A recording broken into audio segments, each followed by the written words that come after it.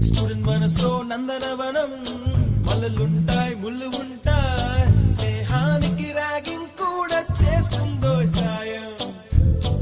ఆడిపోనేది స్నేహం ఒకటే, విడిపోనేది